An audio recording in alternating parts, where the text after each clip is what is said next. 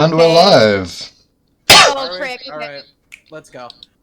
Stream info is correct, right? Okay, now we're good. I had to fix the numbers. Right, yes. Hello everybody, and welcome back to the Agony of Moon podcast, where we say it's Moon suffering, but lately it seems to be just me. No, it's me. What do you mean it's you? I'm the one who constantly has to rein the four of you in. Frick, wait. Oh, where did it go? Wow.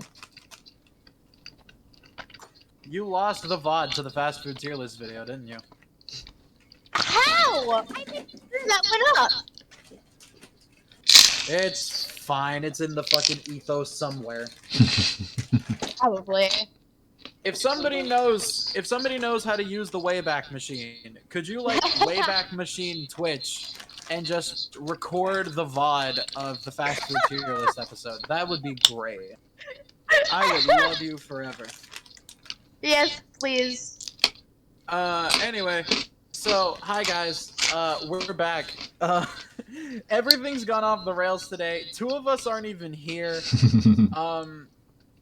By two of us, I do mean, if you've been paying attention for the past couple weeks, you would know we did do a couple special episodes to try to find our new fifth member after they who shall not be named got kicked out.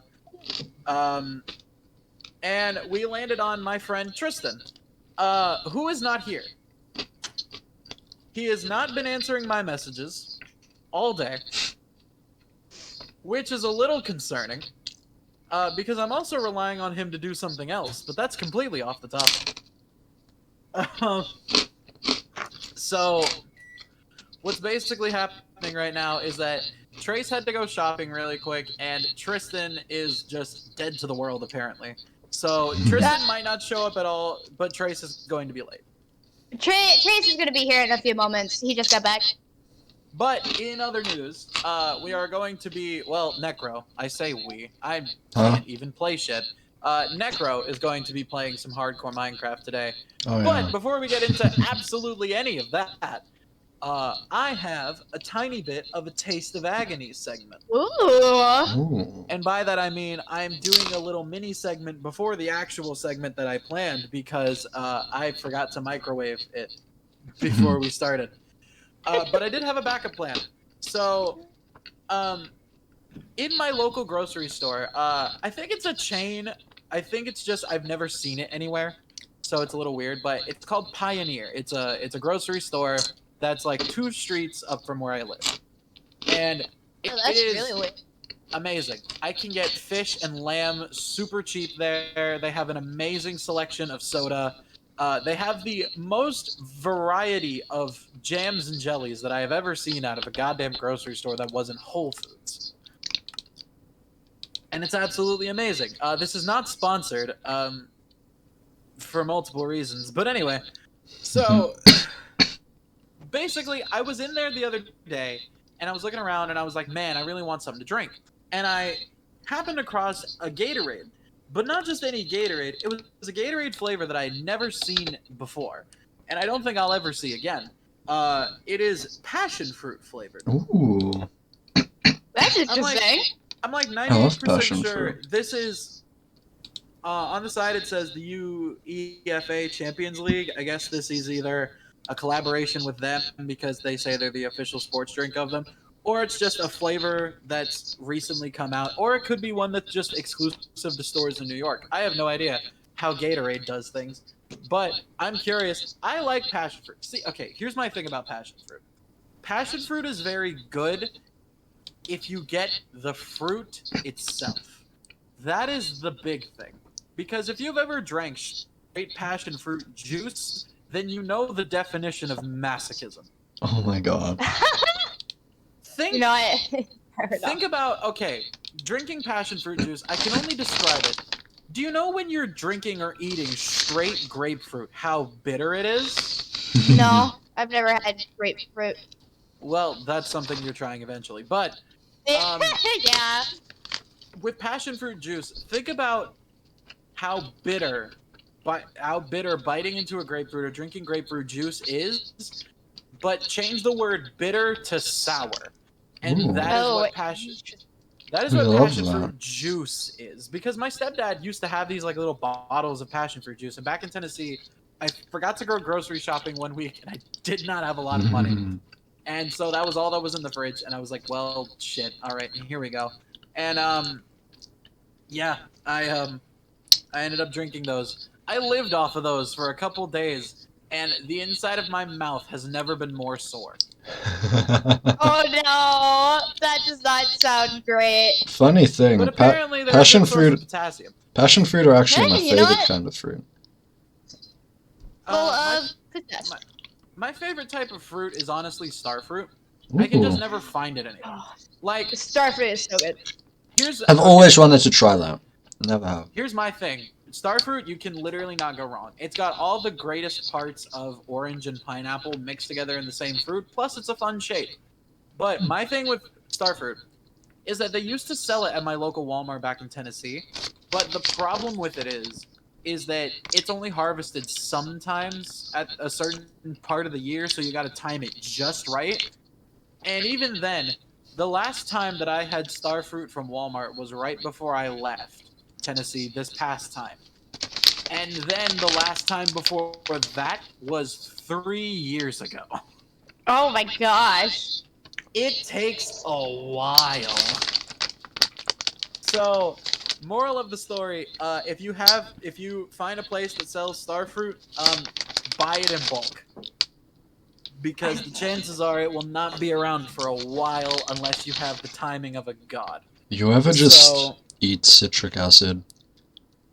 Yeah, it's fun. Eating citric acid is entirely possible. I've done it before. It's just not likely to end in anything good. Oh, of course not. Hey, look, I stalled for long enough, and now my meatballs are done. Yeah, meatballs. But we'll get to the meatballs in a second because I've hyped up this passion fruit Gatorade, and now I just have to fucking drink it. So, bottoms up.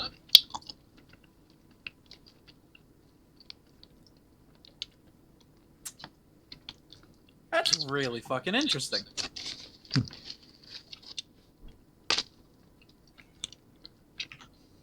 Okay.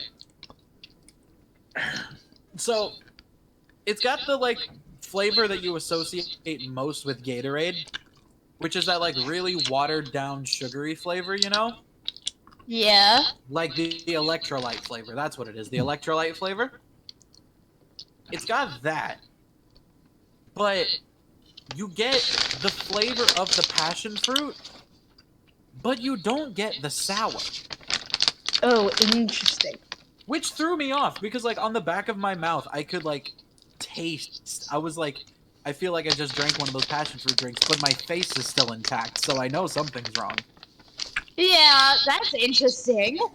Honestly, if I were going to go, like, play a sport or something, me playing sports, it's a fat joke. But anyway, if I were gonna go play sports or something, I would definitely buy me one of these. I'm not even gonna lie. But now that all of that chicanery has happened, let's get to the main event, shall we?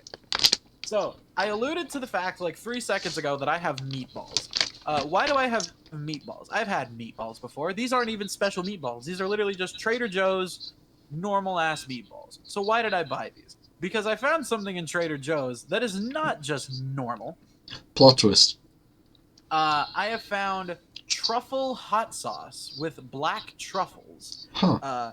And if nobody watches the Food Network or the YouTubers that I watch, you know that black truffles are probably one of the most fucking expensive ingredients that you can ever buy. I'm going to Google black truffles right now and see what I'm talking about here. Whilst you do that, I'm gonna take my plate back to the kitchen because I just finished eating pizza. So, I hate that you pronounce pizza that way. Pizza. So here's the thing, right? So here's some shit, right? Truffles are this like naturally occurring. I guess they're kind of a species of mushroom, so I guess you call them a fungus, but like they're naturally occurring in nature. And to get a whole one fresh, not in a jar, not sliced, to get a whole one fresh. To get 2 ounces of it costs $89. To get Oh, yeesh. to get any more than that, depending on where you're shopping, goes between $280 to over $1,000. This thing is this thing is more expensive than most Wagyu steaks. That's how expensive yeah. black truffle is. I don't know if there's actual like chunks of black truffle in this thing. I'm going to assume there's not because this bottle was $7.99. However, Yeah, probably not. I've had my decent share of truffle inside of things. Like Shake Shack recently had a black truffle burger, and this convenience store that I live near has a kettle chip that is truffle flavored. And I'm not gonna lie, I really like the taste. I've never had actual truffles because I run a podcast on Twitch. Do I look like the man who has money? But that being said, I'm gonna open up this bitch and try it. So, jar of black truffle hot sauce opening ASMR.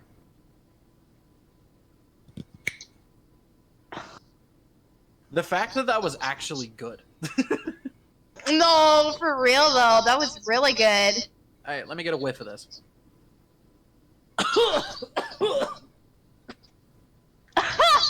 Oh fuck!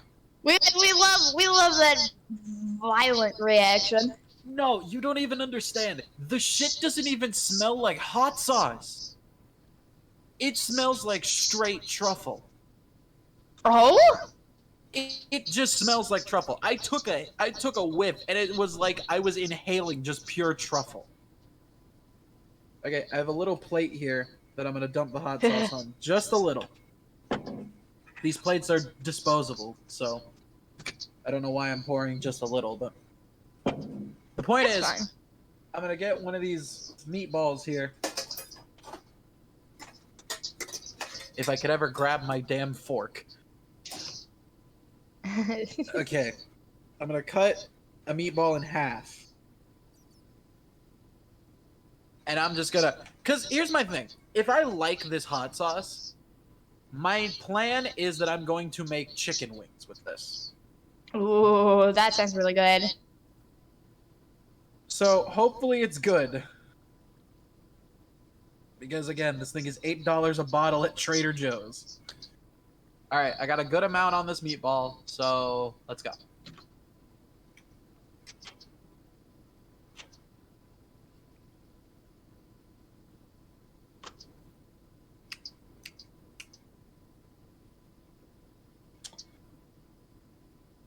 Huh.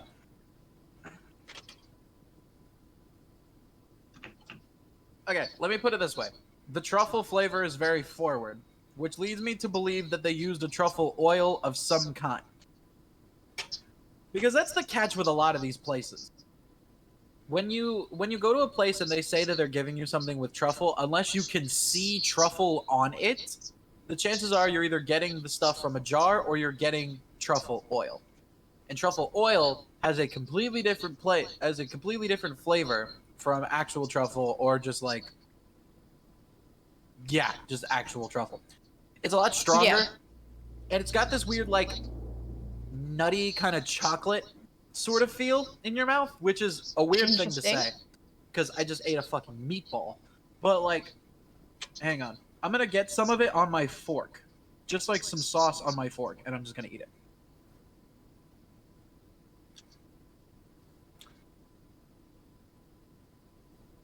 Okay. The hot sauce itself, first of all, is pretty damn spicy. But Oh, frick yeah. the hot sauce itself, it's got kick. It's got a weird, like, kind of smoky bit to it, but it's very vinegary. Interesting. Like, the two flavors that this sauce gives that I described are like truffle and vinegar. Those are the two tastes. The two genders, truffle and vinegar. Those are the two flavors that come out of this sauce. It's not a bad Ah. sauce. Like when the heat hits you, you can taste the pepper, but it's not like a buffalo sauce. It's definitely not a sauce that you would make chicken wings with, unfortunately. I'm gonna use it with other stuff too. I'm gonna see what it's good with. I might try it with some fries. I actually have some fish sticks in the fridge. I might try it with that. But That might be good, actually. as far as hot sauces go, I give this a solid like 7 out of 10. Fair enough. But yeah, 7 out of 10 for the truffle hot sauce from Trader Joe's. Would I pay $8 for it? Absolutely the fuck not. Good thing I stole it. I mean, what?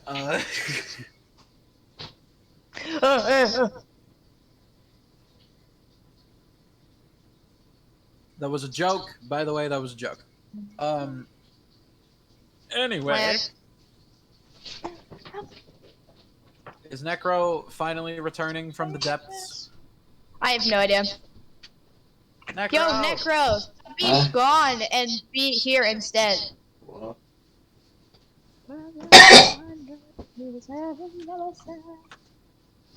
Okay. Now that my bit is over, unless anybody else has anything. Alright, well, I am back. What have I missed?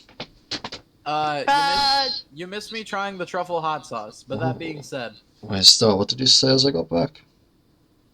I said anyway, if nobody else has anything, like if Yeah, nobody I else don't had have like a taste or something. I technically just, like, ate a bag of sweets from Amsterdam, Nice. but they're gone. Oh, They're wow. not- Whoa. They were nothing to write home about. They were nothing to write home about.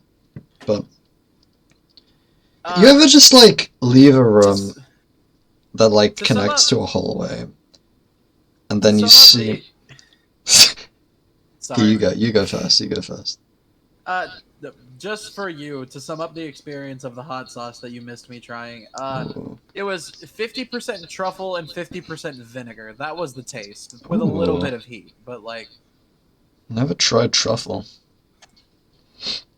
and sure, it's a good flavor. You just have to use it right.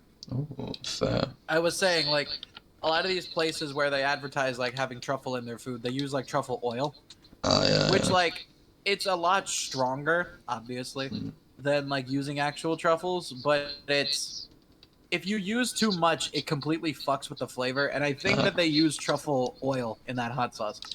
At Trujez's, it's a good sauce. It's just nothing that I would make chicken wings with, which was like my plan. Like if this sauce was good, I was going to make chicken wings out of it. Not to say that it isn't good. I'm just not going to make chicken wings out of it. Fair enough. I might dip chicken wings into it. You reckon truffle oil is cheaper than, like, truffle? Coming to itself? think of it, I don't know. Give me a minute. Like, on the one hand, from the way they're using it, it seems like it would be. Especially if they're not selling it for, like, extraordinarily high prices. But at the same time, you need, like, a concentrated amount of something to make oil. Black truffles can go from anywhere from $89 to in the upper $1,000. Meanwhile, what's the going rate for black truffle oil? Yeah, it's definitely a lot cheaper. Yeah. Because, like, you could get a bottle of, like, Truff is, like, the biggest brand of... Truff is a brand all itself that, like, makes black truffle-infused sauces. Huh. And their truffle oil is, like, $19.99 at Target. Fair enough. I'm gonna go harvest. It is time to harvest. Oh, wasn't there? Nothing. Time to harvest. I was going to ask, Trace, did you Oh want shit, to there's a do- child. Well done. Kill it. Trace, did you want Okay, to it's do dead. your thing? Because I had a topic just in case you didn't. Yeah, sure. I'll do some cryptids, I guess. Oh, cryptids. I Alright, love you cryptids. list. Alright. we'll go until like 9:30 with the cryptids, and then we'll talk about my topic. Oh, but Okay. before we get Or- onto So I did that, wanna. I was about to say, or we'll just go until Trace runs out. fair enough. Before we get onto that, just to like get it into a spooky mood, you ever just like leave like a room in your house into like an area that's like a hallway? Like you just leave a room into like a hallway, like Yeah. Give me a second. I'm gonna get something quick. a room that's connected to a hallway, and then you just see like your cat sprinting at light speed across the hallway. And then you're just like, okay, and then go wherever you were going to go originally.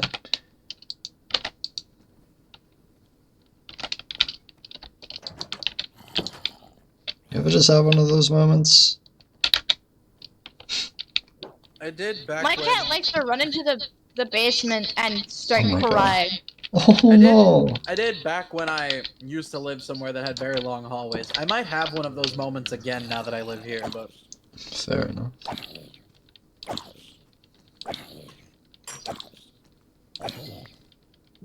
Food. the sauce is growing on me a little bit. The sauce is growing. Growing on me. As in, like, I'm getting used to Fair it. enough. It's a weird sauce, to be sure.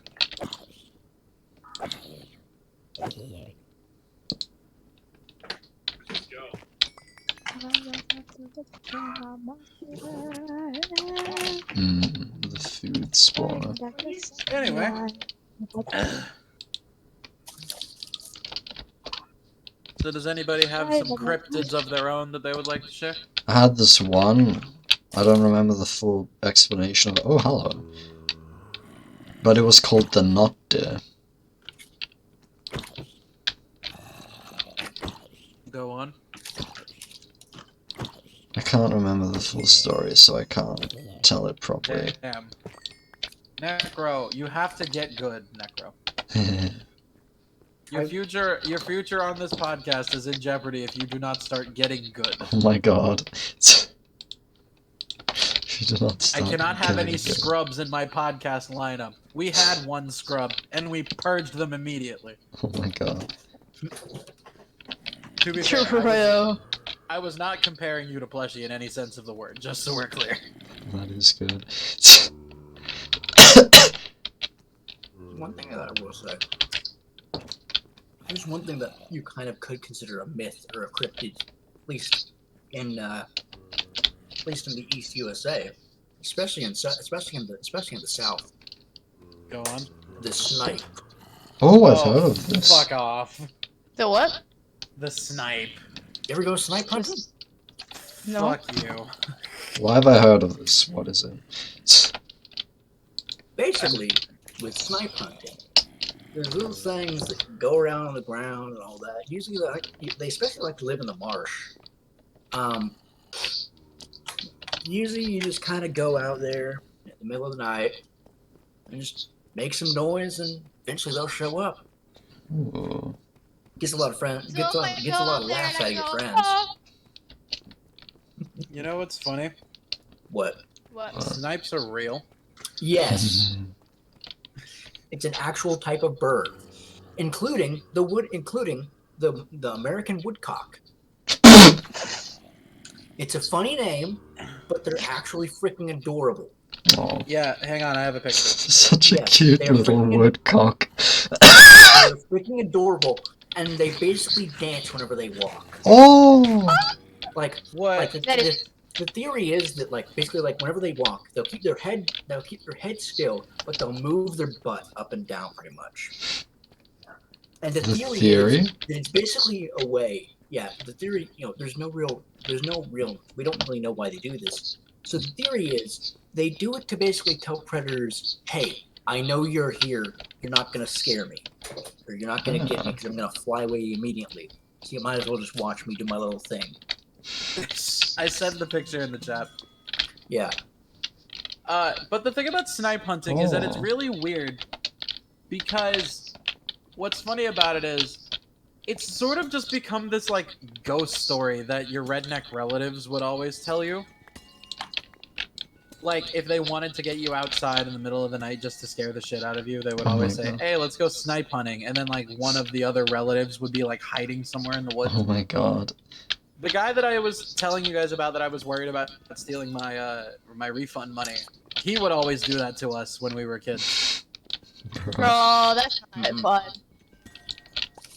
But like the way that he described it is not at all how snipes actually looked, as you can see.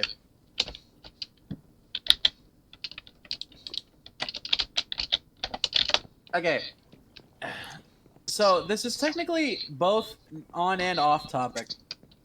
But I want to talk about a cryptid that's not entirely a cryptid because it's a monster from something. But like Oh, god those are so damn, cute. would it make an amazing cryptid. Ooh. The Weeping Angels from Doctor Who. Oh, yeah, absolutely. The Weeping Angels are probably one of my favorite, like, monsters, just kind of in general, just because of the way that they operate and, like, their powers and all of that. Fairness. For those not in the loop, first of all, fuck you, go watch Doctor Who. But second of all, Weeping Angels are basically these beings who, they're called quantum locked. They basically exist in a different wavelength of time than we do. So, like, think of, like, the way that you explain dimensions is, like, one-dimensional is a dot, two-dimensional is a line, three-dimensional is a cube, and four-dimensional is, like, a human. There's a second one.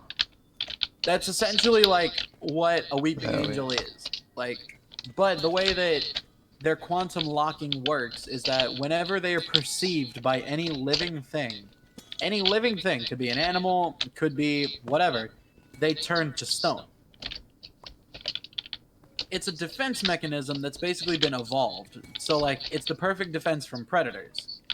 They literally turn to stone in order to not die, because you can't kill a stone. A stone isn't alive.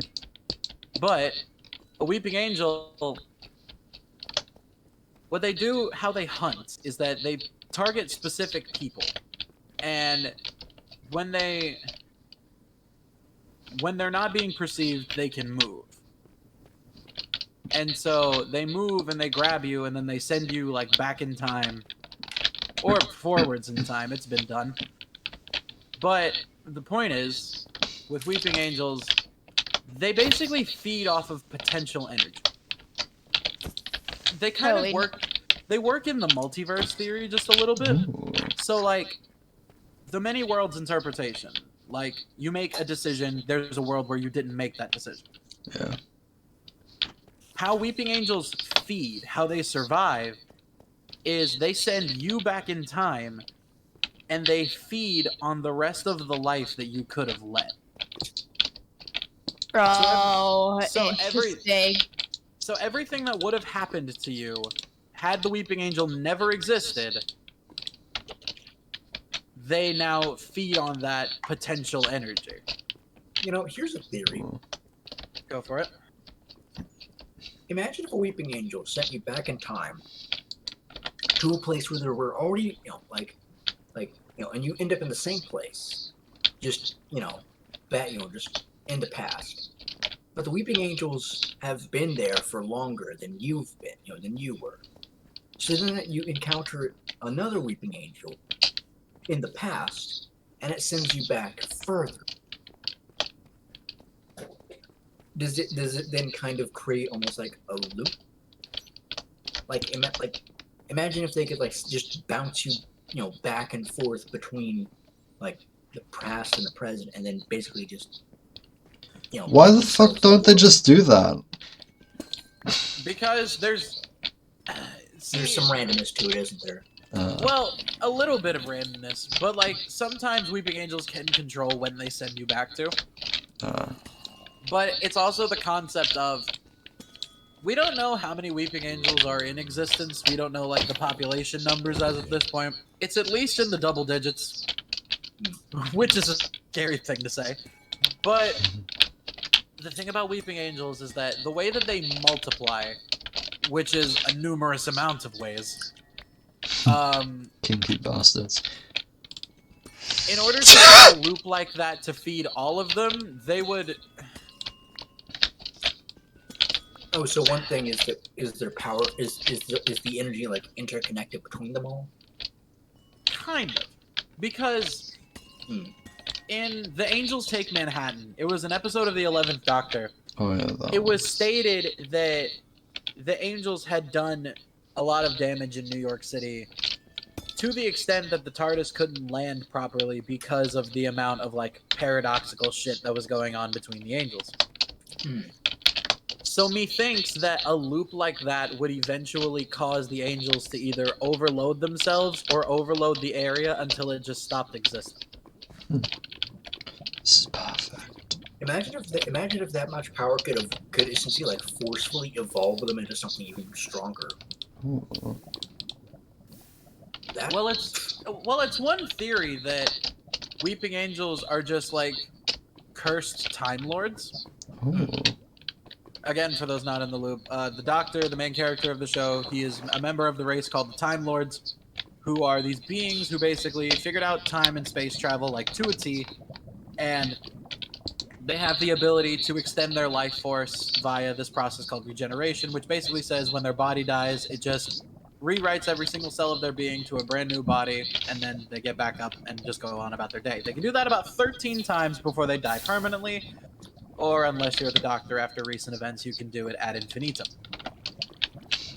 I'll explain that twist in a minute. Moving on. The thing about the Weeping Angels is that people believe that they're cursed Time Lords, like Time Lords that were thrown out or like deemed dangerous or something. But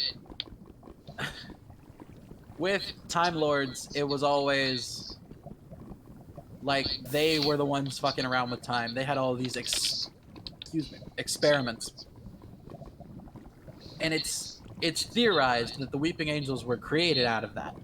Because in the 10th Doctor's regeneration episode, the End of Time, part 1 and 2, there was a quote that President Rassilon said, "We, the Weeping Angels of old, shall now rise from the ashes and take our place." I think that was it.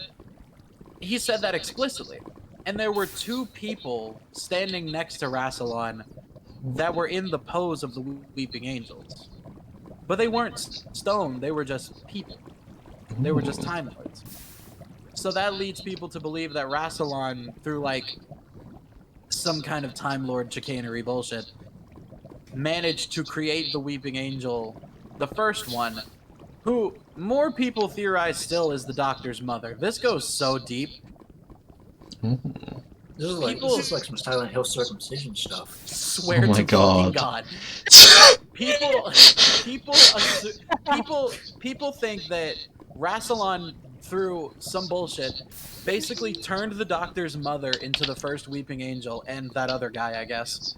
And they then just multiplied Weeping Angels through like the means that they do it with. There's a lot. Because you have to think, the rules of the Weeping Angels is that any image of an angel is itself an angel. And that has a very loose definition, because apparently the Statue of Liberty is a goddamn Weeping Angel, so... Oh my god, wait, what? Oh yeah, Angels Take Manhattan was a weird episode, but... I don't remember that. Oh my god. But yeah, apparently the Statue of Liberty is a Weeping Angel.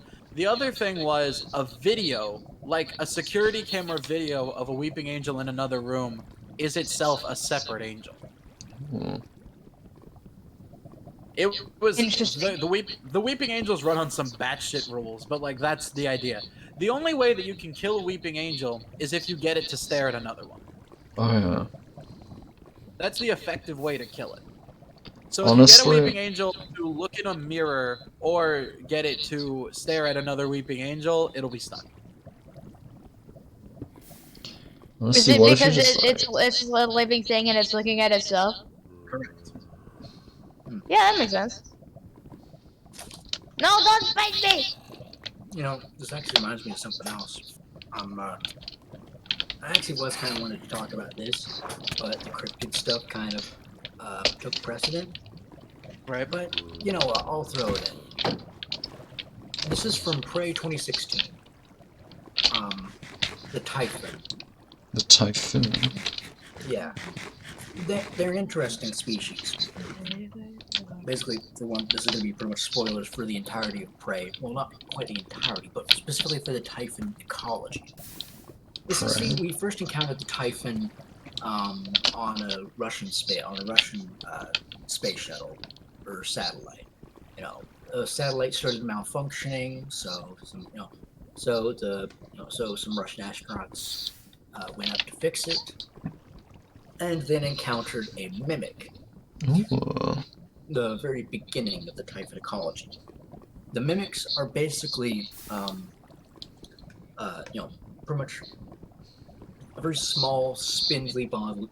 Like a small, they have 4 small, spindly, black, shiny tendril legs. I got pictures. All kind of bind. Yeah, that's what a mimic looks like. I'm on the wiki right now as you're saying all of this, so I got you. Ooh, Basically, something. the thing fun. about the mimic, as its name suggests, mimics other forms, specifically items. We don't quite know how they do this, but there's a lot of theories, and they all kind of seem to somewhat map onto it, but at the same time they don't. For instance, if you were to dissect a mimic, you would find a pouch, kind of, that contains tons of inorganic and organic matter, things from wood to metal.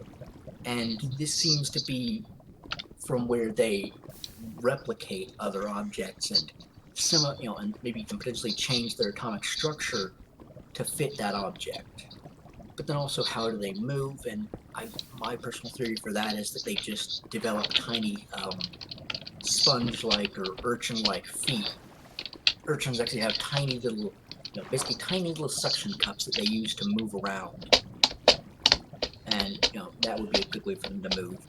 But another way is that seemingly they also seem to use some kind of method of just going into an alternate reality where that object exists and replacing it. But at a moment's notice, they can spring out and attack a person. What do they do when they attack you? Well, they plunge one tendril down your throat and drain you of all of your nutrients as well as your consciousness. And then once that happens, they have enough energy to multiply and do about 3 to 4 other mimics. Those mimics then go on to repeat the process, and then whenever a bunch of mimics get together, they'll all choose one via a currently unknown process and begin just basically attacking one of them. Oh my god. And seemingly they kind of inject enough nutrients and consciousness into them to where they can become a weaver, which is the next step. I have a flow chart of the entire evolution right here. Yeah, and then the weavers are then able to transform corpses into phantoms, which also house some human consciousness still in them. And at the same time, the weaver, as its name suggests, weaves. What does it weave? Consciousness. Oh my god. Into a yellow coral-like substance. Ooh. And then also, another thing that it does is that as it weaves together this coral, it also then helps to evolve other Typhon, such as telepaths, which have the ability to dominate the minds of any creature they come across, and also they're able to completely overload a person's mind, causing their heads to explode into a mixture of brain matter and bone shrapnel. And I think technopaths, I think the name is, which have an inverse effect. They affect technology. They can basically code it to where it works for them. And one thing about it is that this coral, once enough weavers are created and coral is spread throughout an area, that's when the real show begins. Oh boy. Because that's when the apex arrives. Of being so massive that you can't even begin to scan it. that you can't even begin to research it. Something that we, as far as we know, didn't even know existed until this point. It is the size of the entire space station itself. And the thing about it is that seemingly this thing's only purpose is to just take the station and consume everything in it, including the delicious consciousness of all those still within it. So in and of itself, this thing is basically an eldritch being. Ooh, like me. In the trivia section of the Apex's wiki, it says, when trying to scan the Apex despite January advising against it, Morgan's health is reduced to 1, their PSI is drained completely, and it instills fear, but no scan research is cataloged. Huh. Yeah. Like, this thing is damaging to your very psyche and physiology by trying to understand it. And in the end, you have a couple of choices. You can either leave in an escape pod, or you can decide to decide to blow up the entire station, destroying the Apex and everything else, or you can hook up a no-wave transmitter, which sends a large burst of psychic energy throughout the coral, which the Apex is connected to, essentially lobotomizing it and every other Typhon around. Although whether or not the Apex was actually harmed by this permanently is up to debate, because as per the end of Prey 2016, Earth was taken as well, because evidently we didn't quite learn our lesson. As it usually goes. Yep. Yeah. And so Honestly, when did we ever, honestly? And so what ended up happening, and this is really spoilers for the ending of Prey 2016, is that we find out that the person you play as isn't actually the brother of one of the executives, one of the company executives, but actually they died. I think. They're one of the fucking Typhon things. Yeah, you're actually a Typhon, but the thing about it is that the Typhon, to quote Alex Yu, your brother, with all the amazing, incredible things that they can do, there's one thing that they can't empathize with the suffering of a living being. They have no ability to empathize with anything. As far as they're concerned, we are little more than just shambling piles of organic matter. We're essentially just walking plants. Well, that would be adorable to see a walking plant. Yeah, but it kind of sucks when it starts screaming the moment you try and do anything with it. I was just about to say, yeah, the last thing we need right now is an entire species of sociopaths, but... Yeah, and so what they do is that they implant mirror neurons, which are the neurons that allow for empathy, into a phantom, and also they made sure to have it be Morgan's mirror neurons to try and also kill two birds with one stone, because Morgan was the main test subject for a lot of the neuromods. The whole reason why we even did all of this with these creatures is because of their abilities. Their genetic code is great at reworking things. Essentially, their genetic code acts as a template. You can scan the minds of anyone, anywhere, and then put that on some Typhon material, inject it into another person's brain, and then they gain their abilities. You want to learn how to play the piano like a master? Just get one of the neuromods. Want to learn how to fly a plane? Neuromod. Learn how to fire a gun better? Neuromod. You can even gain Typhon abilities such as being able to mimic creatures. Or not creatures, like objects. And also be able to create your own phantoms. Huh. Oh, I want that ability. We were talking about the size of the apex earlier. I did find some concept art that gives some scale. Yeah. Oh, yo, that's sick. Yeah. Yeah, no, shit's fucked. Yep. And in the end of Prey, you have a choice. You can either take Alex's hand whenever he introduces himself to now the Typhon U and try to fix the world, or you can show him how wrong he really is. Oh. My dear. favorite pastime. I love that. What does that entail? Your Well, mother. you know how the Typhon are made out of all those tendrils? They can become very dense at a moment's Oh. notice. Imagine Boy, do what I one know of where those that's would do when they just stab you right in the sternum.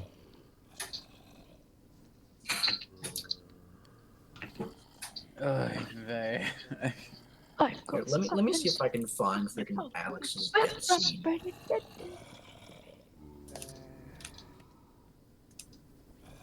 But yeah, it really is incredible. And there's this one guy that did something like on how Prey truly encapsulates Eldritch Horror, because like one thing, you know, I said this before, but with Eldritch Horror,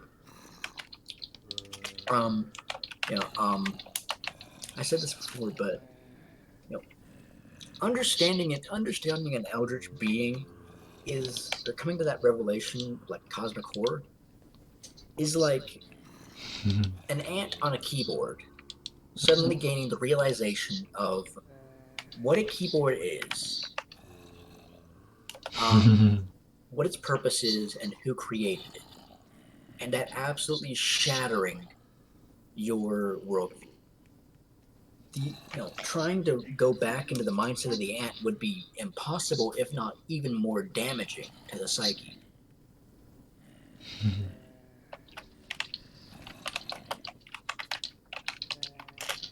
It's like there's an easier way to put it. Yeah. Think about like I get it. So it's like those sort of like it's like an isekai almost. Huh? Like you experience this entire new level of reality that you didn't know existed, and then the next day you're forced back into your normal life. Oh god, I'd rather die. Exactly. Oh, Casper. And that's why all the Elder God cultists killed themselves. Nah, that was just me. Wait, wasn't this like a thing in Morty's Mind Blowers? Like Rick and Morty? But with like the true level bullshit? Oh, true level. Like he Remember True experienced Level. true level and then he got taken out of it and he wanted to die and Rick was just like, no.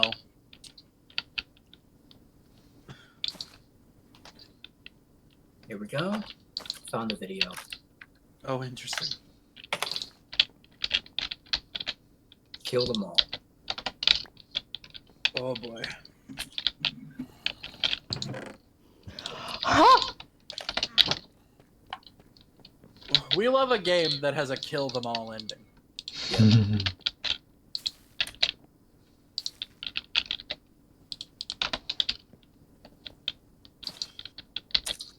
My favorite ending. I want to Oops, watch it, oh, but I'm worried yeah. about copyright and shit because I'm streaming. Actually, wait, no, it's from a game. I'm allowed to watch this. I'm allowed to watch it, right? That's my a God. very gray area. Oh my god. That's a risk at best.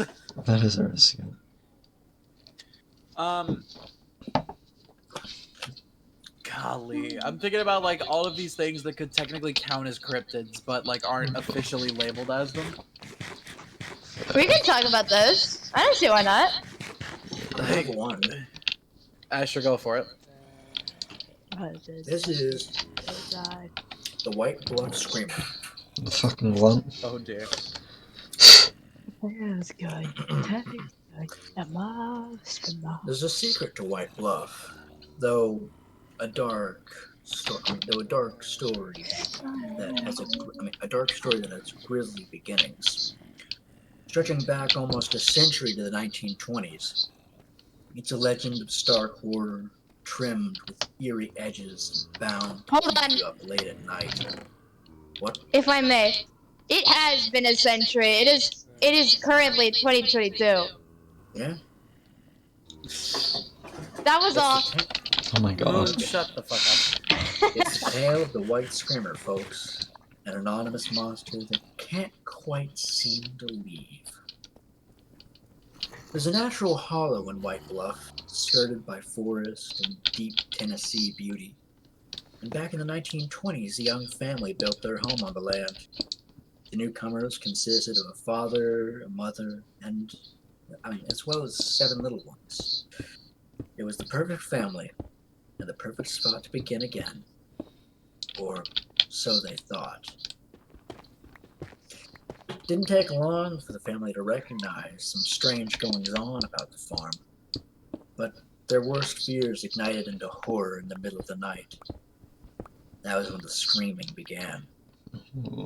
Every night, their world erupted with ungodly wailing and crying and screeching that would terrify the children and chill the parents deep in their bones.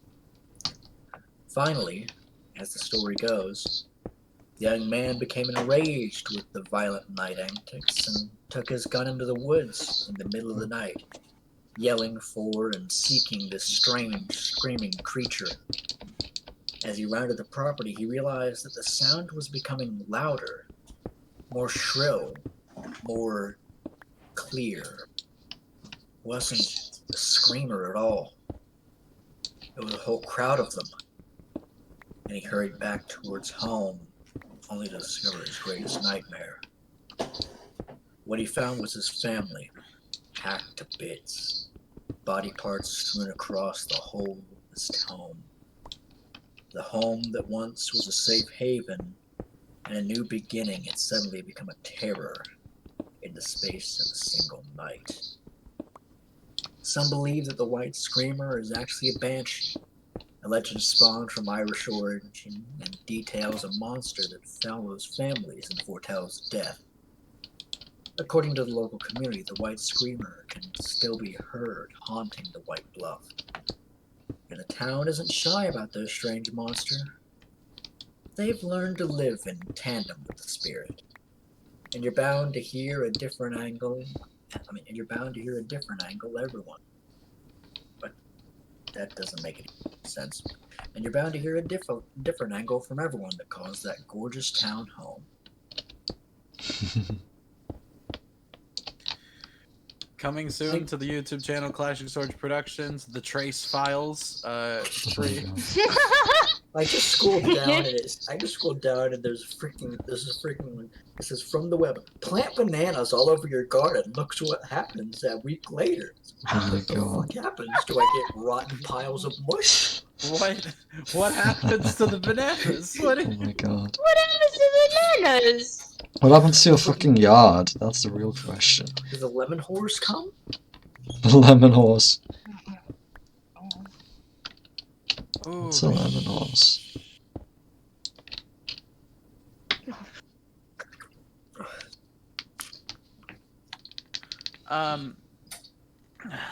God, I was thinking about it.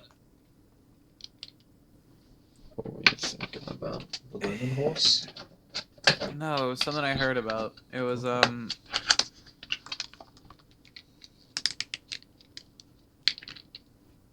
Jesus fucking Christ. My brain does not brain anymore. Wow! What the fuck? Moon, I worry for you sometimes. Don't worry about it. I do heavily. Yeah. Why? Oh, this is interesting. Go Oh? ahead, Trace. I've got to search up more of this. This is an interesting thing. Oh boy. Oh boy.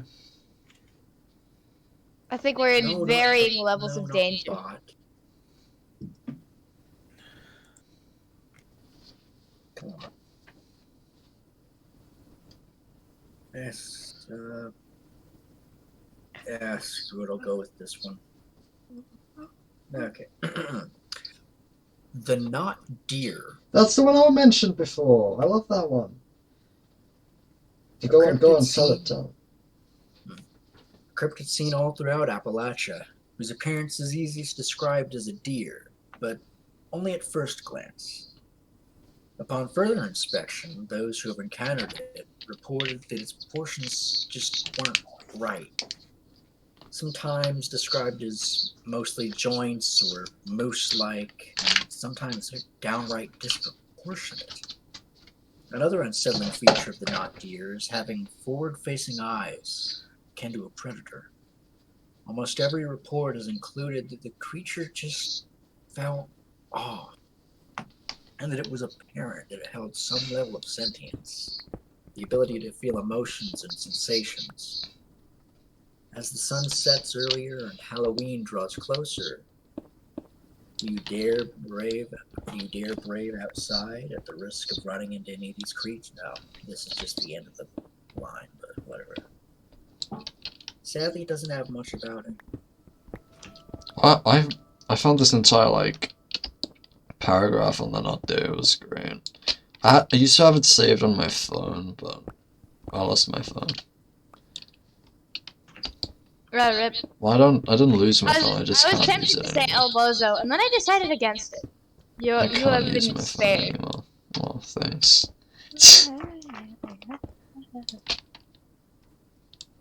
Devil monkeys. Oh my god, what? That sounds amazing. Let's hear about them. I'm on the goddamn cryptid wiki and I'm just scrolling through the whole list and I came across devil monkeys. Oh my That actually god. reminds me of something. Have y'all heard of the eye? Yes! I think I have, yeah.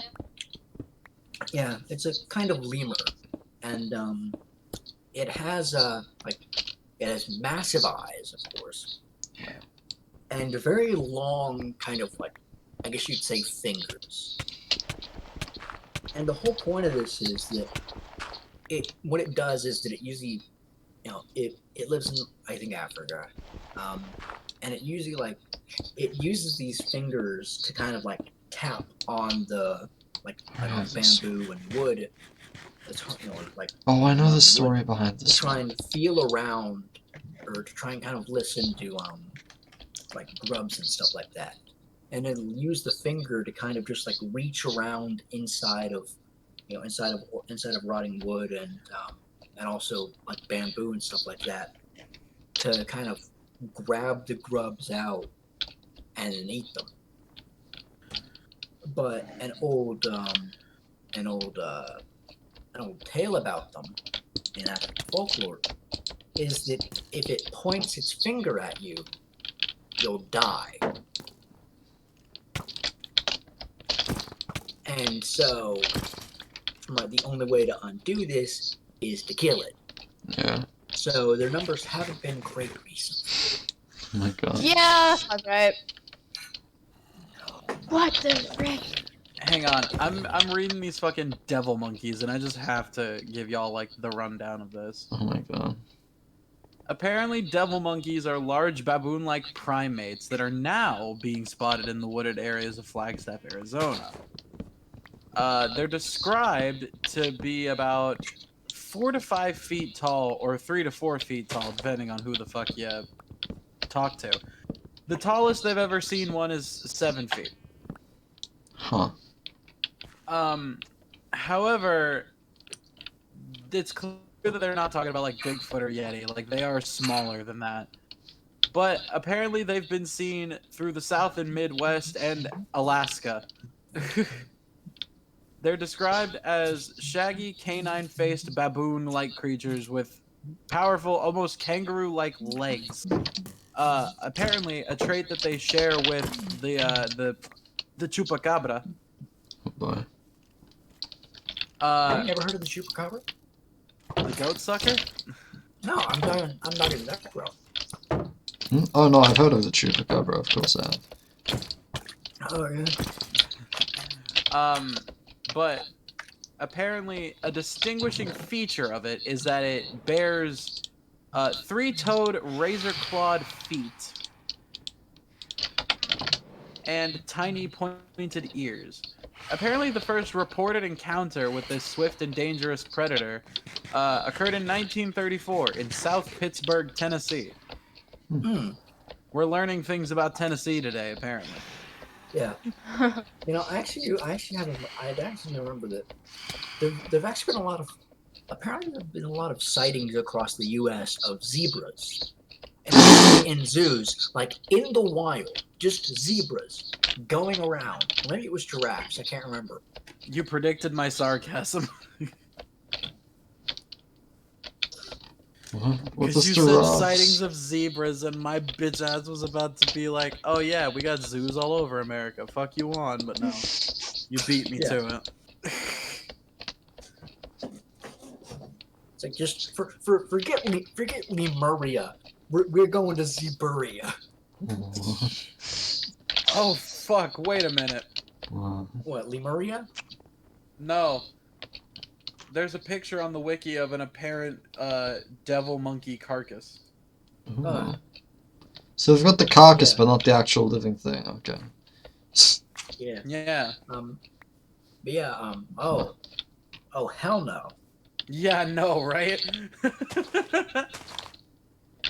Wait, what? Okay. I found an artist's sketch of what it looked like when it was alive. Oh no, bad. Oh, that's Her- yucky. Hmm. It's actually Oh, kind of okay. accurate. It's weird because it's like Oh my god.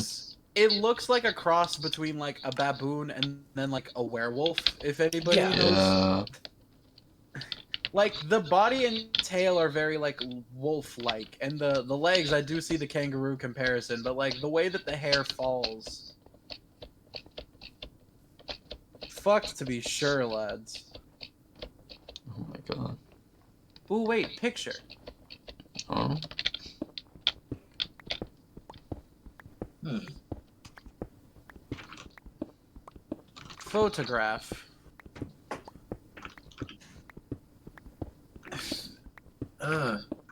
Thank you, early 20th century resolution. I can't see shit.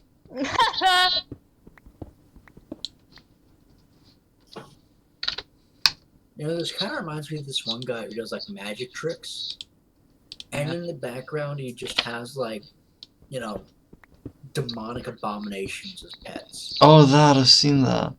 I've Yeah. seen that guy, yeah. But speaking of cryptids, I have a A tale. freaking cat is just disturbing. I hate I was that cat. wondering when Necro was going to contribute. Go ahead. Well, this is both ties into a funny story of me being a terrible person all throughout my childhood, not just whilst I'm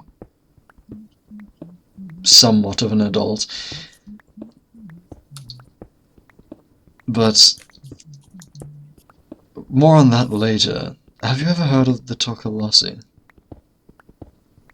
The what? No. Tokolossi. Mm-mm. It's actually an African myth. Go ahead.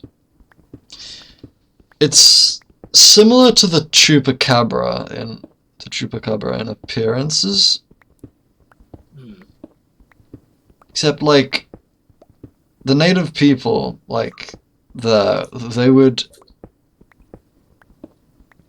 It was usually pretty obvious to tell if someone believed in it or not, because if they did, what they would do is they would stack bricks under their beds to keep their beds raised, so that the Tokolossi wouldn't get them.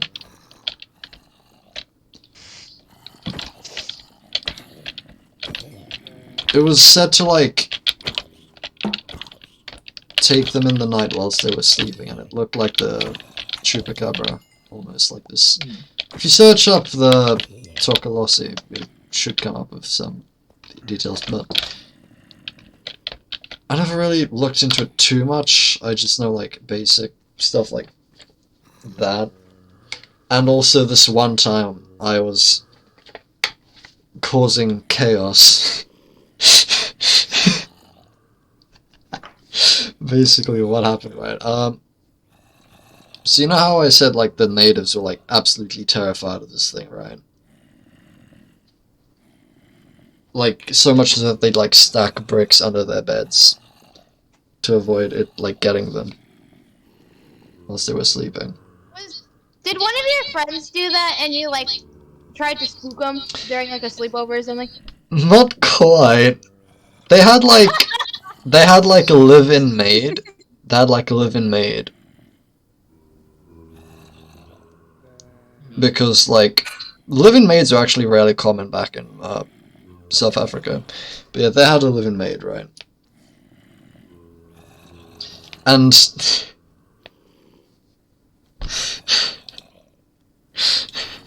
oh god. One night, like, I was, like, at his place. Because they were, like, my best friend at the time, because I was, like, 7, or, like, 8. But there was this one night, and the live-in maid was, like, in a, like, room.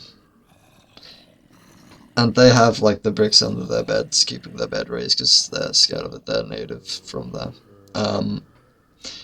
And little fucking 7-year-old me creeps up to the door, starts scraping and gently knocking on the door.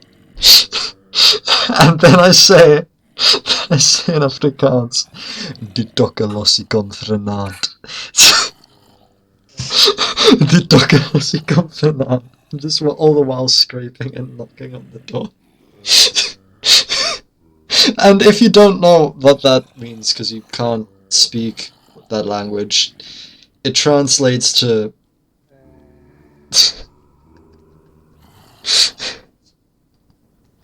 it translates to the Tokolossi's coming tonight. You're such a terrible person. Oh, I'm aware. So that happened.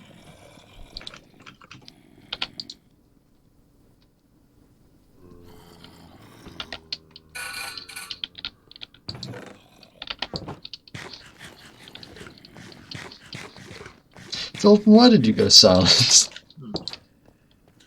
I started looking at Twitter. I'm not even going to be Oh my lying God. to you like that. Do you think birdshot will work on gnomes? What? Do you think that you could kill a gnome with birdshot? Probably. You'd have to find a fucking gnome first, but... I mean, you just invite them for tea, right? Why would you want to kill them if you're inviting them for tea? Because they- it's the perfect lure. Aren't they, like, I think- friendly yeah, I if was you about to invite say, I them? think It's like No. throwing out corn for the deer. Oh my god. The thing about it is like fucking gnomes. Gnomes can be incredibly friendly, like Romeo Juliet. Like they could do that kind of shit, but gnomes can fuck you up if given the opportunity. God. I've seen gnomes do some shit.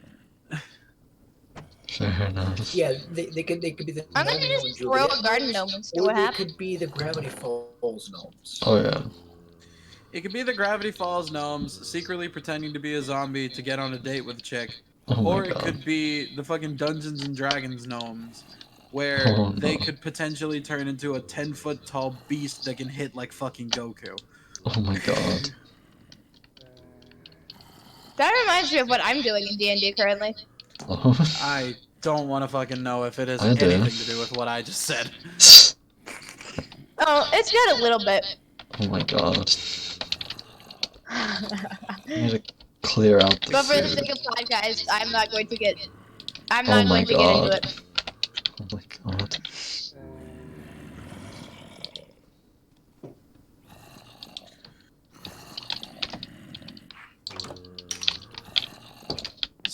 speaking of things that I've seen do some shit, and technically in the cryptid category, y'all notice ever since the Jungle Book, there's been like a lot of things in the writing sphere about entities with random hypnotic powers. Huh. You Vice know, versa. I'm not saying that the I Jungle want Book an created entity it. that can just.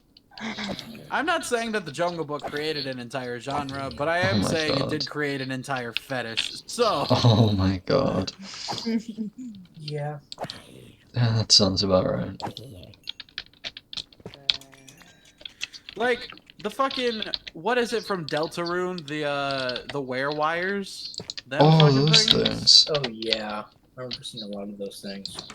What about them? Back I when was Delta was coming out. Like, I was they- streaming they- Deltarune recently. What about the Weary Wise? What about them? The werewires. It's like one of them. It's like those entities that can like they basically feed on you by basically putting you in a state of like brainwashy kind of bullshit. They do. And it's like it's those kind of entities that it's like it's weird to think about. But the more you think about it, it's like, man, if evolution just went a tiny bit to the left. Because like cuttlefish already do that shit. Mm. Y'all know that shit, right? Yeah. Yeah. So, for those not in the know, Cuttlefish are my Cuttlefish. favorite fish. cuttlefish can basically change the hue of their body so rapidly that it kind of discombobulates / sort of entrances whatever's getting onto them, and it's a self-defense tactic. But think of like the Mesmers from Subnautica, except not predators. But it's just like some shit like that. I'm like, I would hate to see the day where evolution just really fucks us sideways and is Oh my like, God. oh, here's this creature that can do a bunch of bullshit to you, and we're like, oh no. Because we already have the creatures who can bite us and give us erections for 4+ hours and then we die. But like, Oh my god, wait, what? Wait, what? is it brown recluse? Oh! Spider bites? It's not that one, but it's something similar to it, I think. Spider bite. Erection. Do you just search spider bite erection? Armed spiders, because that's what it's called. Armed spiders. Also known as Brazilian wandering spiders. Oh, that fucking thing! They bite you, you get an erection for about several hours, and then you die. Great. I learned about this spider from a fucking grade A under A video. Apparently, they're trying to synthesize its venom as basically a cure for ED, but that's beyond the point. No, but like, it's that kind of shit. Like, we have something that's evolved to such ridiculous means as that. Oh my god. It's kind of funny. Oh, A yeah. creature like the cuttlefish, but walks on land, that's capable of that basic pseudo-hypnosis is just like, if we ever find one of those, we're fucked. Like, we're just fucked. Like, the way that humans operate, the way that we want to study things and do all that, we're just dead. Like, there's absolutely not a freaking way that that doesn't end badly in my eyes. I Oh don't my think... god. Could Oh you no, imagine... absolutely not. Could you imagine, like... I'm thinking... I'm, like, spitballing entirely here. This is, I guess, Build a Cryptid. I don't fucking know. Build a Think of a- cryptid. Think of a creature that has the body build of, like, a panther. Oh my god. Now, Wait, give it... Build a give it- cryptid.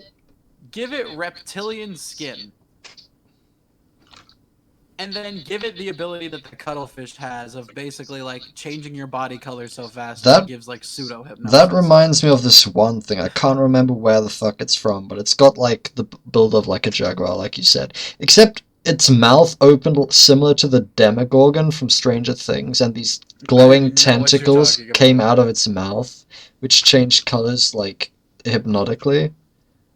I can't remember where the fuck that's from, but I remember that from somewhere. It's basically that. But like, could you imagine if one of those just kind of Oh my popped up God. one day? We'd be fucked. That'd be crazy. Knowing some of the goddamn Steve Irwin types that go out these days, as a species, we'd just be fucked. I mean, it'd be adorable as a pet, but That'd be a good guard dog right oh there. yeah. You wake up, 5 guys are dead on your lawn, and they were Oh none my the God. wiser. Imagine like the equivalent of like a cat bringing you a dead bird. Oh, thank you, such a good kitty, bringing me all these nice sacrifices. What would that thing even be called? I would Who call knows? it. I'll call it George. Oh my God. Shut your fuck off. Not even shut the fuck off. Shut your fuck off specifically. I see my plan has been a success. Oh. Your plan is a bitch. Oh my God. Yeah, it sure is. What? Moon doesn't aim to make sense anymore. Moon just Oh says no, words. that was Moon just says words and hope that we wish death upon him. That's what happens. pretty much. No, because it's more fun to not make a single ounce of sense. I don't believe you. Oh my God. Sure. Well, anyway. Oh my God. Oh, it's a golden. So, What? Nah. I was just kind of browsing Twitter for a sec. I know I'm kind of getting, but yeah. Apparently, one of the people that I follow, I mainly just follow them just to see what kind of insanity they just decide to post. And it's not like the good kind of insanity. It's like the I feel bad for you type insanity. You know? Oh, What? like how most people follow Ben Shapiro on Twitter? Oh my God. But like they've gone Oh so far my. down that they're just starting using. They've just started making AI generated art now, and they don't want to get help for their issues. Of Guys, course not. No one does, apparently. Yeah, what's up? guess who just messaged me? Oh no. Who? Yeah. Tristan. Oh my God. But of course, Oh no. I thought it was gonna be like something really bad for a second there, and I was like, oh. I'm not playing it right now. We're getting through the podcast, but like, Jesus Christ.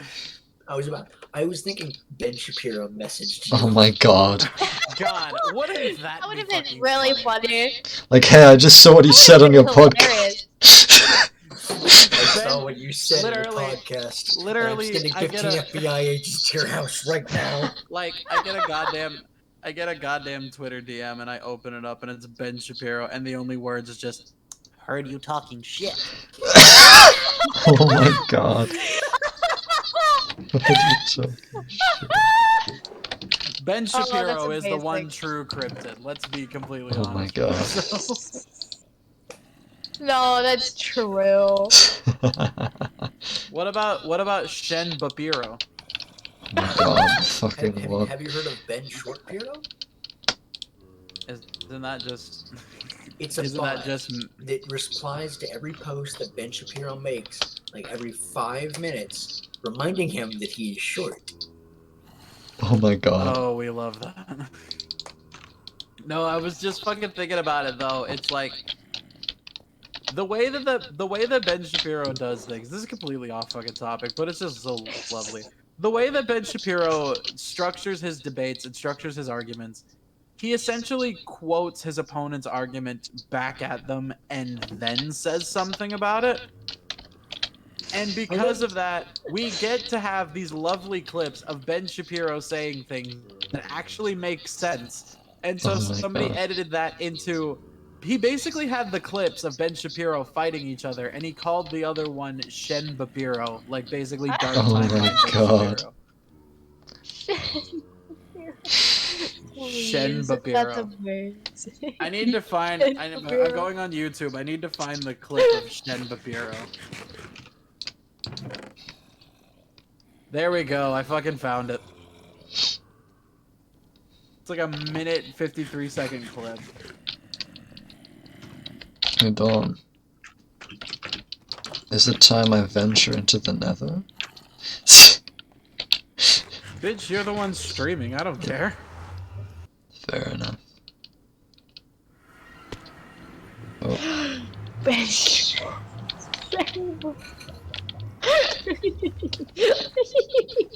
What I find hilarious about this is that they're wearing different colored shirts. Yeah. And I don't know why I don't know why I love that so much. I just do. It's great.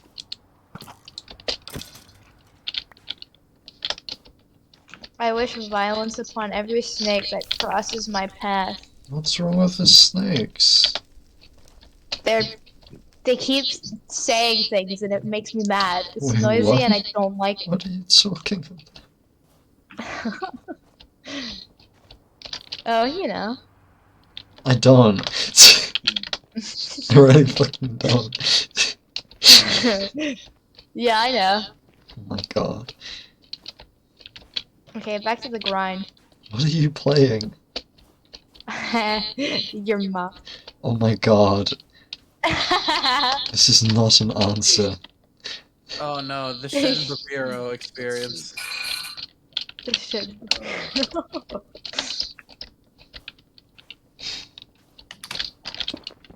What's over here? You know, Dawn, I what are actually you remember playing? this is kind of going off, but also still kind of on the realm of cryptids, but specifically video game cryptids. Oh. Specifically, Ooh, those are fun. Herobrine. Oh, you got love Herobrine. The original cryptid. Interesting enough, there's this one series. I can't remember the exact title of it, but the name of the channel itself is like Minecraft Alpha something something, bunch of numbers versions or something like that. And it's a bunch of videos and stuff like that from an offshoot of Minecraft that was more close to Notch's original, like the game that Minecraft was actually based off of, which was called RubyDum. Hey, y'all, you can keep going. I'm gonna go dark real quick so I can see what Tristan said. But it goes off of that. And one thing about it is that when it comes to playing like more advanced, like whenever it comes to playing this specific branch, you basically need to be picked out of the players.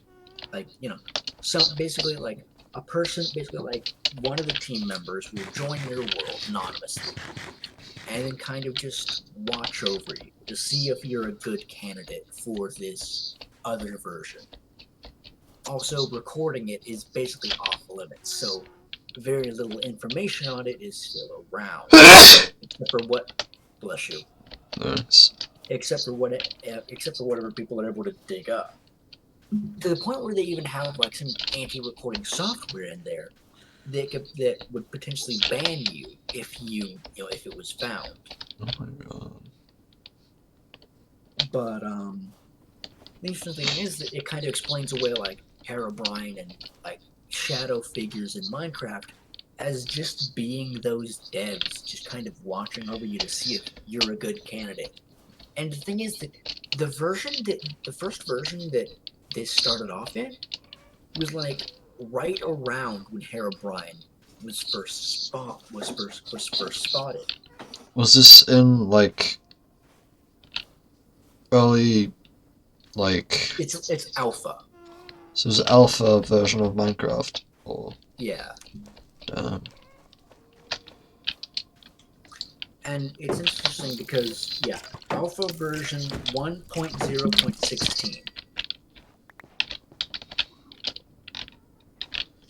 They haven't uploaded in a couple of months, but if I'm right, it's not quite uncommon. Maybe. Yeah, actually, yeah. Yeah, sometimes there's like upwards of a 3-month gap. Like a 2 to 3 month gap.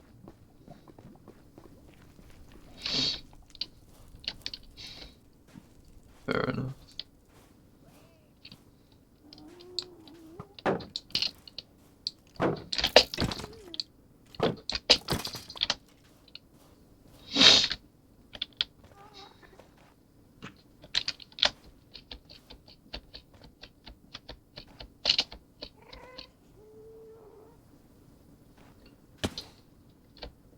It is pretty interesting because like there's all kinds of things like, for instance, there's like some things have real world relations to them, and and like there's even a playable version as well. Like you can play this alpha, or at least a version of it, and work to solve things. And some people even manage to set up their own personal server, and seemingly some of the devs would join in and say various things. It's kind of difficult to figure out what relation a lot of it has. Like some of it is seemingly just like a bot sent in to kind of, I guess, scan for whatever's going on. Other times it's just someone who just decides to build some weird stuff or block something or just write random things in chat. But it is still interesting, although they have kind of I guess locked themselves off, like the main group, I guess you'd say, of people doing it. Some of them are actual like people who are working on the ARG itself, but others are just simply some of the first people to get in, and they've kind of, I guess, been granted, the special privilege of, I guess, being, main players in the show. Just they don't have the privilege of knowing what's going on. In the show?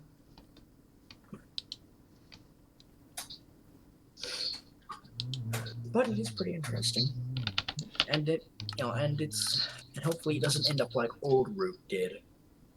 Old Root was another old Minecraft ARG, and it was actually made by Alex Bale, the guy who's currently doing the Don't Feed the Muse ARG. Oh. That's why it's familiar to me. And I his saw the name. Yeah, his stuff like that art, like he had to toss in a freaking he had to give the people freaking like breadcrumbs every month or so because they just got stumped. Oh my god. Like that's how difficult the puzzles were. And he just kind of, he and the community just kind of ran out of steam, sadly. Yeah. And it's especially carried over. I mean, it's more refined and a bit easier to understand now. The puzzles are more easy to understand now. They haven't quite been dumbed down as far as I can tell. They're still pretty difficult and obscure, but it's just now things are more telegraphed. Like with Don't Feed the Muse ARG, I don't know how far some of the bigger people have gotten into it. But like some of the smaller stuff, it is incredible. It like down to decoding constellations and stuff like that. Oh, dang. Yeah.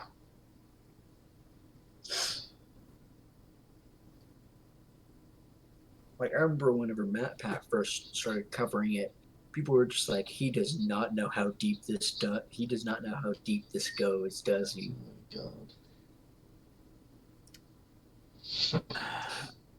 We got talking about Herobrine and like the Minecraft and all that shit, and it just reminded me of like, God, a monster in Minecraft that really could have cryptid status if it really wanted to. The fucking Warden. Oh yeah. Yeah. If it wanted to, it really could. Like, I'm interested to see what they do with the lore of the Warden, the Lorden, if you will. The interesting thing is that there's this one guy on Retro Gaming Now. He's actually done a lot of videos on stuff like the Warden. And one thing is that when you look at the Skulk overall, it has a complete life cycle. You start off with the Catalyst. Whenever something dies near the Catalyst, it then generates more Skulk. Sometimes that Skulk can be sensors, a way to perceive the outside world. And then there's the Screechers, which are a way to affect the outside world. If the Screechers are then set off enough times, they bring in the Warden, which is now a being capable of actively killing mobs, thus further spreading the Skulk. And then once that Warden ventures off somewhere else and eventually dies, then it then drops the Skulk Catalyst, which theoretically, if the player wasn't around to pick it up, if it just kind of, if the Warden just kind of withered away, then, that Skulk Catalyst would just kind of sit there and the cycle would repeat. And then the theory behind the ancient cities is that they are solely there. The whole idea of that thing being a portal. I don't really believe that. There are some mods that make it into a portal, but I really do not see it as a portal. It looks more like the actual Warden itself. Yeah. The theory that they came up with was that especially that ring of reinforced deep slate essentially acted as a way to channel the soul energy from within the Warden and use that energy to then create high-level enchantments, like upwards of 50 experience points.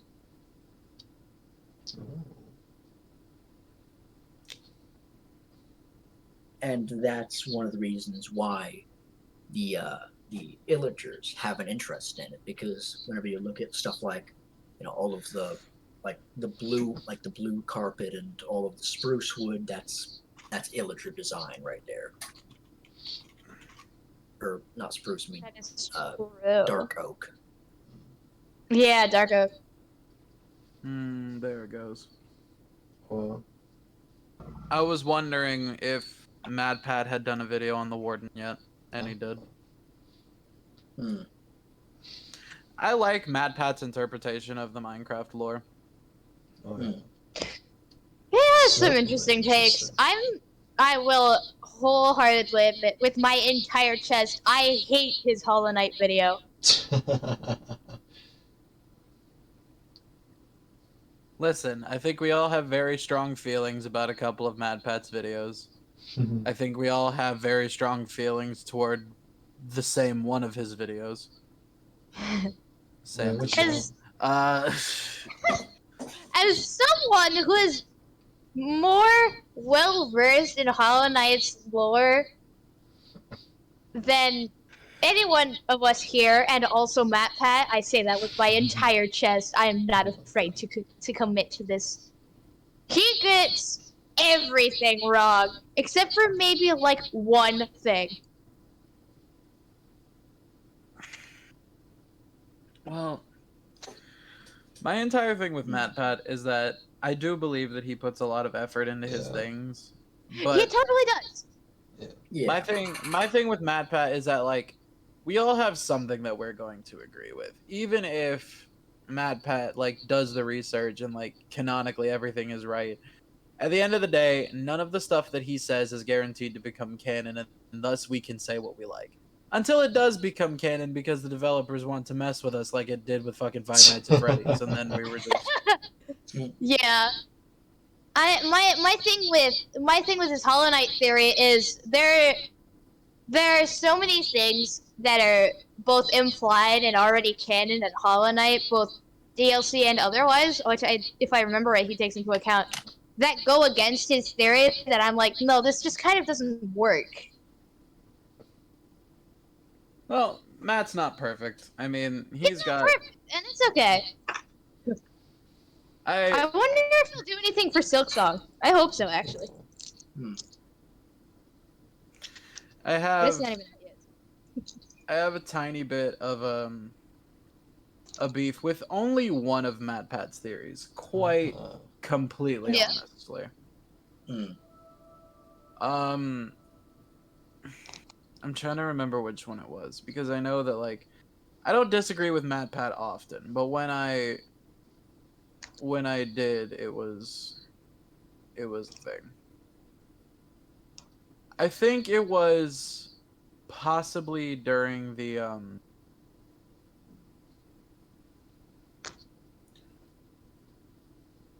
fuck, what was I cannot fucking think right now. I'm not even intoxicated to any degree. It's just Well, I mean, I think it was a FNAF theory. Sounds right. I think it was a FNAF theory, and I think it was what he was saying about the the plague of William Afton or whatever. Like Afton was going to basically become like the new Skynet and just like take over people via AI. And I was like, FNAF has done some weird shit. I just think that Scott lacks the creativity. Yeah, like one thing that I will say is that, like, honestly, it would be better if Afton just die oh my god. and we get someone new, or just let the series rest, because it's like you know, being burned alive 3 times is enough. I'd say there's just no point in going on anymore. If you count the books, it's technically 4. Oh my god. But no, I I understand what forgot you're about the saying. book. Like it's becoming the joke of like what the fuck was his name? Doctor Who. It's becoming the joke of Rory. It's basically like the joke is we keep fucking killing the guy. Yeah, and it's like I remember like there's just one thing where it's like, in in FNAF 3, you couldn't quite tell exactly what he thought about this body, but you could but considering how he was trying to get out, it seems like it's a it seems like it's a punishment. 5, or no, I mean 6, apparently he likes it and it's better and he feels stronger. And then in what was it? Um,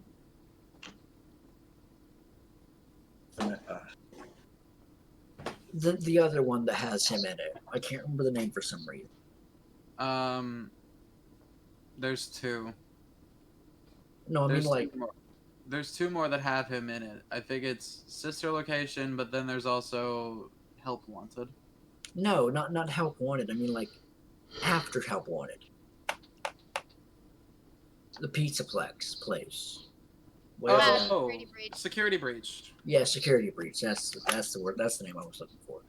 With Security Breach, at this point, he's not even him anymore. He's just some kind of force of pure evil at this point. That's what I was gonna say. I was like, Scott had something when he had FNAF. And like, I'm not.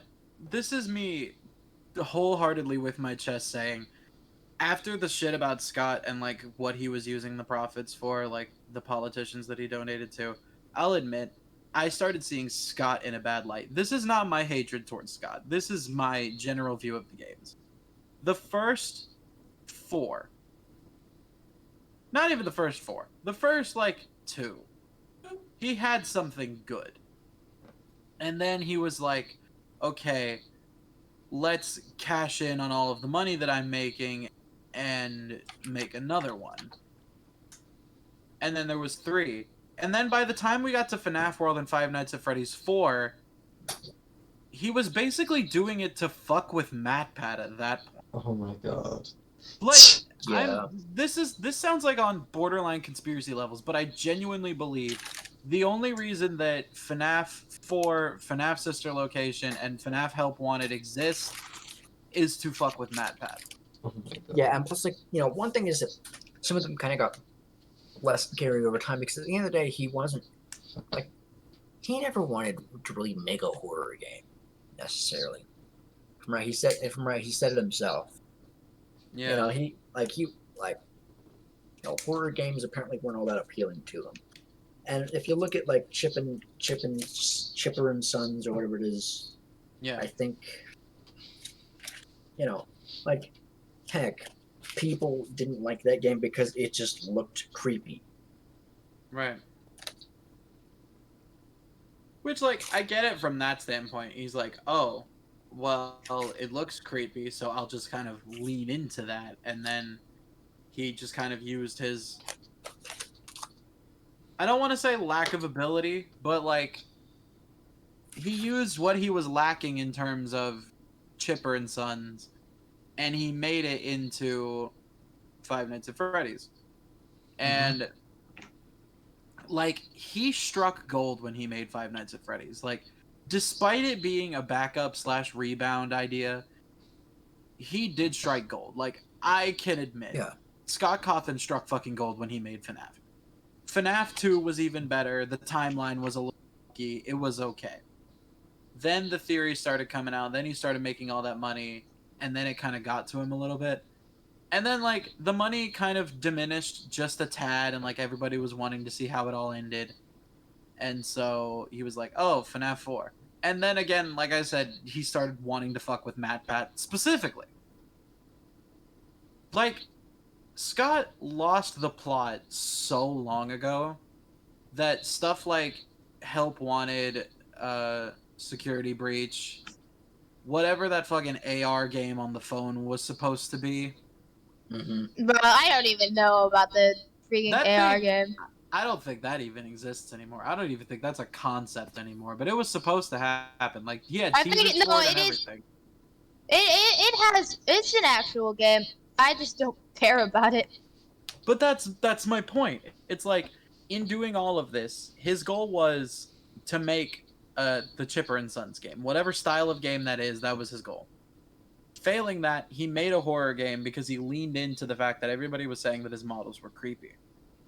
By leaning into that, he made one of the most successful horror games, if not the most successful horror game of all time, and then leaned into the money that he was making from it, started coming up with these batshit insane ideas, and then MatPat started getting famous off of it too, and they sort of started, like, competing with each other, like, keeping each other going for years, the better part of a decade, if I'm honest. And then it kind of just fizzled out. Like, he did it to fuck with MatPat for a little while, and now he's just kind of doing it, I don't want to say out of spite, but, like, out of spite. Like, he's doing it to show that he still has something. Like, there's always some... I know what it is. I know exactly what happened to Scott Cawthon. He became the M. Night Shyamalan of video games. It didn't matter what the movie was. It didn't matter what the game was. Didn't matter if the story was good. Didn't matter if you whitewashed an entire cast of Asian characters because you were making Avatar The Last fucking Airbender, M. Night Shyamalan. What the fuck were you doing, M. Night Shyamalan? Didn't matter. All it mattered was that there was a big twist in the story. There was another layer to be uncovered. That's all that Shyamalan and that's all that Scott Cawthon actually care about at this point. I've said it before and I'll say it again. The biggest thing that Shyamalan can do is make a movie where the villain is the villain. It just bog standard. Like nothing, like no big twist, nothing. Yeah. Like, that is But that's like, it's what I'm saying. It's like, it's all these unnecessary layers just for the sake of the twist when you had Yeah. something good. But In the like case that, that I mean, sorry. what I am saying is that would be the biggest twist. Oh my god. True. And it's like it's the same shit. It's like the biggest twist for FNAF right now would be Scott saying it's over. Like, we already are expecting a movie and like 3 more games at this fucking point. We know he's doing something. We just don't fucking know what. And that's what he thrives off of. That's what they both thrive off of. They thrive off of the intrigue that's like, what thing, no matter how stupid, are they going to do? Because they had good baselines. I don't watch any other M. Night Shyamalan movie, though I've seen the trailers for Old. I'm thinking about watching it. But It's decent, I'd say. Like it does. Like again, it does have a twist, always, Shyamalan. but I mean, honestly, I feel like one of the entertaining things about those types of movies is figuring out what is it. It's like having an entire bucket full of Easter eggs, and you're trying to figure out, okay, which one has the $20 bill in it? It's exactly that. But what I'm saying is, for the both of them, at that point, it no longer becomes about what you were setting out to do in the first place. It becomes about the twist, seeing who can make it bigger, seeing who can get the most gasps out of a theater audience or get the most downloads out of a video game. It's like, for FNAF, he had a solid horror game plotline. He did. Fucking all those rumors about kids being murdered at Chuck E. Cheese's, bam, he fucking turned that into a video game.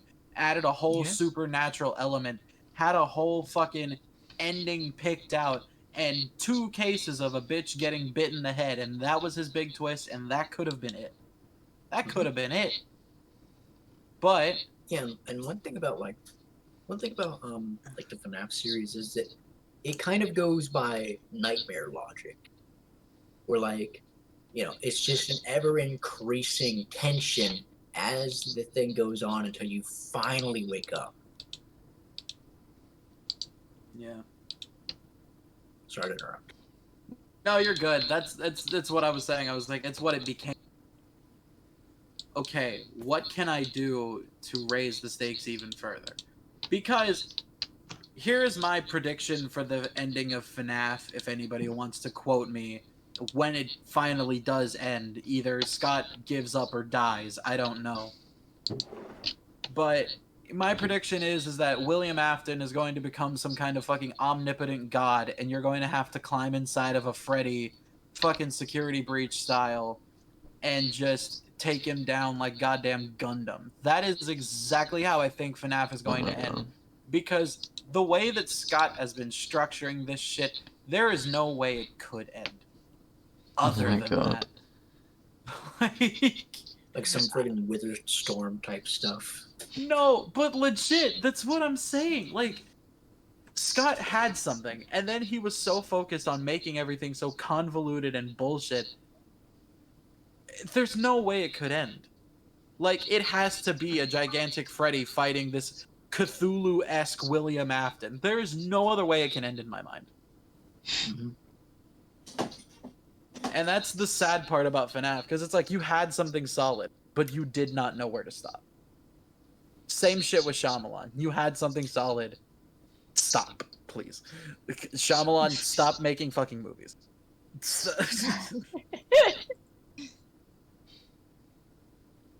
But at the same time, it's like sometimes people just don't want things to end. My thing Sometimes is, things need to, though. Honestly. well, That that's is what it true. is. It's like, my thing is, sometimes things need to end. Yeah. As much as I hate that some things have to end, some things need to end. As much as I would have wanted it to continue 6 seasons in a movie, which they technically got, Steven Universe had to end. At some point, it had to. Like, it couldn't be one of those shows that just went on. It told the story it needed to tell. It had a good little addendum and a great and then it fucked off like it knew it had to. Yeah. Like, I'd say that it's better to it's better to leave. It's better to leave the room when the mood dies down than to just stay and let things sour. Yeah, that's fair. I think the perfect example of this is The Simpsons. Uh, Because I've seen Simpsons clips, like modern day Simpsons clips, and half of the jokes that I have heard in those clips are basically references to how long The Simpsons have been going. oh my Yeah, god. like they've gone from being the from being the parody show, because that's what it was in the beginning. It was this avant-garde parody show in the beginning. Whenever Matt Groening first started writing it, and now it's become parody. Yeah.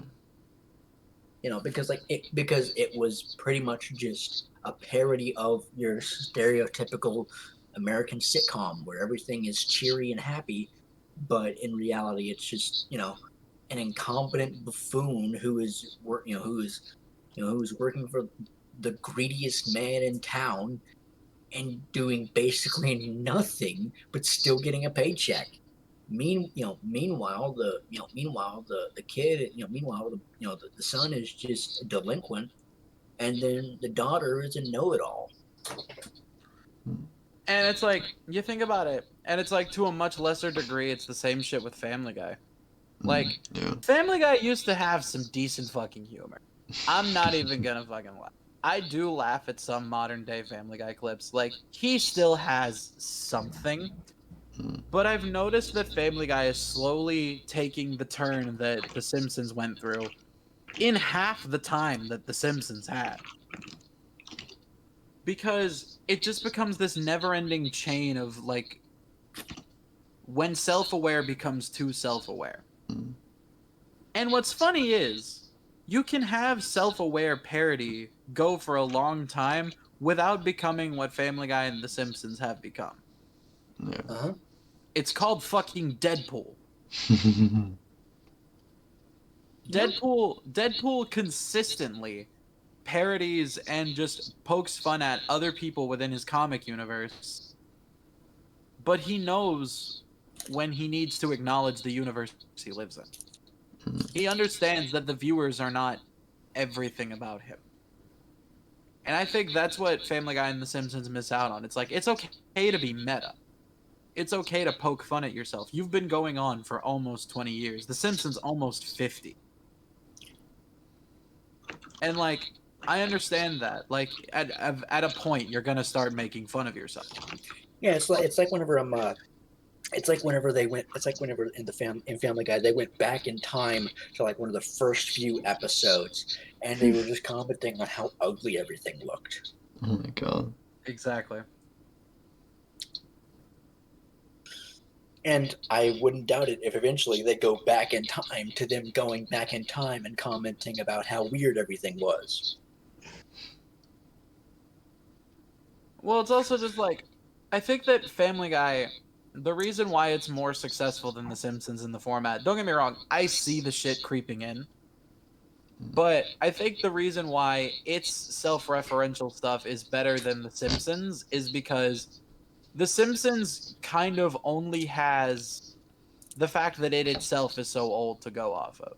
The Simpsons is known for a couple things. It parodies a specific celebrity per episode, and then some insane shit ensues, and then they make a couple comments about how old they are. That's basically modern Simpsons format. Yeah. Family Guy, the thing is, they make a lot of meta jokes, they do a lot of things, but the part about Family Guy is, you do not know what the fuck is going on in any given. Oh, yeah. Especially with the skits. Yeah, no, Or the side goddamn, gags. the cutaways, they're absolutely like, they're balls to the wall in the fucking cutaways now. Like, it's so weird. And like, they've given Stewie a lot more screen time because they see that he's like the character that people latch onto, unlike fucking Peter. Like, everybody kind of latches on to Simpsons characters equally just because like The Simpsons is just that kind of thing. But in reality, like, Stewie is the one that we latch onto with. Yeah, like they all kind of balance each other out. With Stewie, he's like the straight man almost. Yeah. yeah, he's the one that all the comedy can bounce off of, and we can see how insane it is. Like with Peter, like Peter's kind of just one of those characters that I just can't help but just hate because he brings nothing but destruction in his wake, and it's Oh my due to God. sheer idiocy. It's like giving a lobotomized chimpanzee the nuclear launch codes. Oh my God. Which, Damn, speaking you're of not which, wrong. they should make a skit where that happens. Honestly, that'd be a funny cutaway. No, but like, you think about that kind of shit, and it's like, my only beef with Family Guy, and I'll say this a couple times over, my only beef with Family Guy is the fact that Stewie is still an infant. Oh yeah. Because Yeah. here's my thing. I don't have a problem with, like, how do I... It's the same with Maggie. Yeah, it's the same with Maggie. It's like, at some point, like, the joke was always, oh, Stewie is a self-aware baby, but, like, nobody except for Brian. Like, that's the joke of Stewie. The problem is with Stewie is that they've leaned a little too into the child is self-aware, thus we can do what we want. Because they throw Stewie into a lot of sketchy situations. Oh. A type that an infant character of no kind should be subjected to. Mhm. And they use the fact that Stewie is as aware as he is as the joke. I'm like, as aware as Stewie is able to break the laws of quantum mechanics. He birthed the entire universe, not once but twice. Stewie can do some shit. I am not downplaying Stewie's intelligence at all. My beef is that he's still an infant. Like, if they really want to go down the road, Stewie exploring his sexuality and doing all this and that, fine by me. Don't do it when he's an infant. Give him a spin-off where he's, like, aged up or some shit. Do the Cleveland show, but properly, and give it to Stewie. Like, I think that's what it's all gonna lead to in the end. Like, again, my prediction. But I think they're just gonna eventually give Stewie a spin-off because they see that, like, Stewie is the only... As much as I don't want to say this, Stewie and Brian are the only two likable characters in the main cast of Family Guy anymore.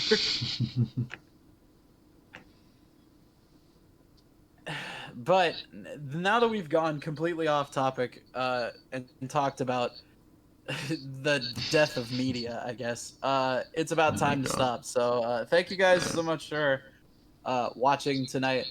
I don't know what happened. I couldn't even tell you. Thank you to everybody who watches. Join our Discord server if you want to keep up with us on daily events. Hopefully next week we will have all 5 of us here. Some life difficulties prevented Tristan from coming tonight. He said he will try to do better.